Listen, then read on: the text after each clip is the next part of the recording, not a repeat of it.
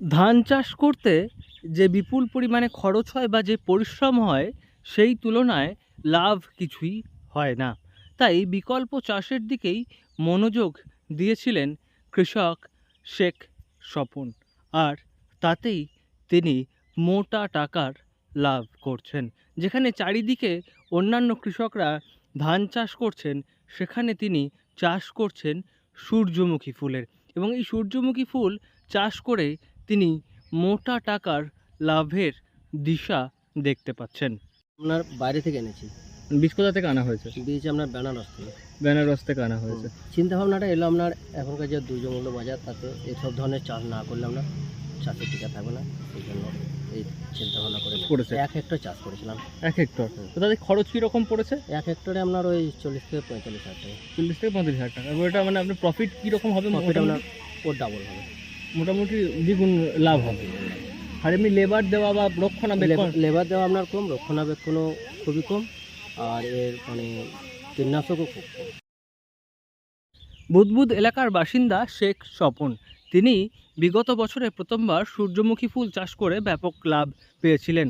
তাই এবারও তিনি সূর্যমুখী ফুল চাষ করেন। প্রায় 1 হেক্টর জমিতে তিনি এই সূর্যমুখী ফুল চাষ করেছিলেন এবং এখন তিনি সেই ফসল ঘরে তুলছেন এবং সূর্যমুখী ফুল থেকে সেই বীজ সংগ্রহ করা হচ্ছে।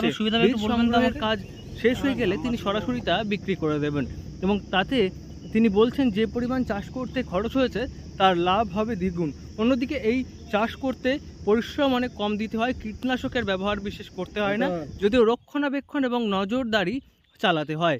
অন্যদিকে এই বীজ বাইরে থেকে নিয়ে আসতে হয়, তিনি এই সূর্যমুখী ফুলের বীজ নিয়ে আসেন বেনারস থেকে। ঝাড়াই হওয়ার পরে এটা শ্যাওড়া ফুল এখান থেকে বিক্রি হয়ে যায়, পাটে আসবে নিয়ে যাবে, সোজা নিয়ে চলে যাবে।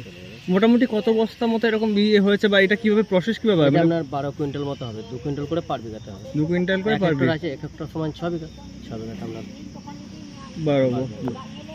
আচ্ছা বলছি এই বীজটা আপনার ওই ফুল ধরার পরে 3টে রোদ দিয়ে ওকে শুকানো নিতে হবে, শুকানোর পরে ঠেসার একটা গাড়ি আছে, সেই গাড়ির মাধ্যমে বীজটা মারা হয়ে যায়।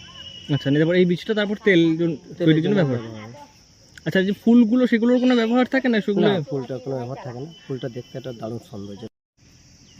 স্বপনবাবু বলছেন এখন ধান, আলু ইত্যাদি চাষ করতে যে পরিমাণ খরচ হয় সেই তুলনায় লাভ হয় না, পাশাপাশি ঝুঁকিও থাকে। কিন্তু এই সূর্যমুখী ফুল চাষ করতে খরচ অনেকটাই কম, অন্যদিকে লাভ হয় দ্বিগুণ। ফলে এই সমস্ত বিকল্প চাষের দিকে তিনি ঝুঁকেছেন এবং আগামী দিনে আরও নানা রকম বিকল্প চাষ করার পরিকল্পনা তার রয়েছে।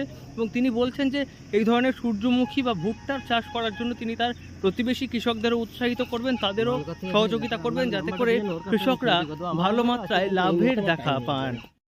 পানাগড় থেকে নয়ন ঘোষের রিপোর্ট, লোকাল 18 বাংলা।